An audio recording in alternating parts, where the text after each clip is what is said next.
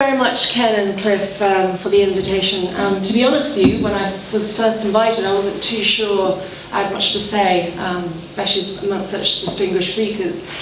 But the word geography saved me, because the research that I do at the department is all about risk in the built environment.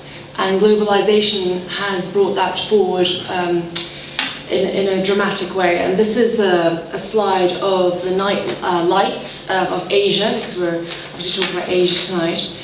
And on it, I'm going to superimpose the megacities at risk. And these are cities with over 1 million people residing in them. And this seismic risk, so risk to earthquakes. As you can see, the Himalayas, full of cities of over 1 million people, Manila, Jakarta, Taipei, Japan. And all of these environments, all of these urban cities have very different building stock. We work in them, architects and engineers alike, but how much do we really understand about the actual fabric, the building fabric in these built environments? The first earthquake that I went to in 2005. I do reconnaissance missions all around the world after disasters. And this, I think, really tells a very stark story. The red line shows the fault, the active fault that moved during the earthquake. This earthquake killed nearly 80,000 people. And you can see to the left of the fault, the houses and even the kind of terraced fields remained intact. But to the right of it, what we call the hanging wall, where literally the earth moved, 80% of this town of Balcott died. And this is not just in Pakistan.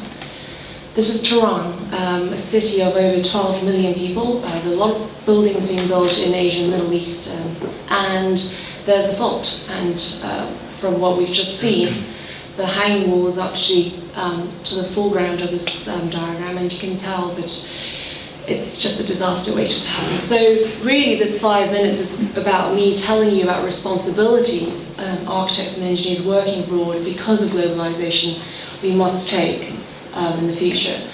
And I would call this, you might think to yourself, why has she put this in? She must be going a bit gaga.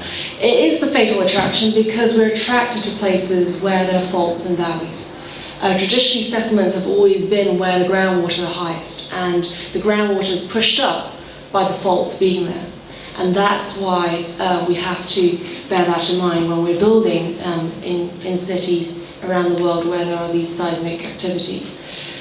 And the good news is that we can build to save lives. This is Taipei 101, the tallest building in Taipei, well above everything else in the city. We are doing these bespoke projects. Architects are employed internationally to go into countries like Taipei, Taiwan and Indonesia in the Middle East. And we can build seismically resistant buildings. But our responsibility really lies on buildings outside of these bespoke skyscrapers as well. And Architects Sans Frontières and all these other organizations are working hard at really the basics of protecting people against known hazards. And I bring this forward as really a challenge to us all in this room, is to use traditional materials and old methods of construction perhaps to make it sexy again to build with natural forms and materials, because they've done it for decades, centuries. They've protected themselves against natural hazards by building with natural and locally available materials. And I feel, as an educator for the next generation of architects, this is my responsibility to engage with architects and engineers and people in the built environment to try and get them to think about building in hazardous environments, and not to impose ourselves in Indonesian villages where we should know better than to build the stormtroopers. Thank you very much. Okay.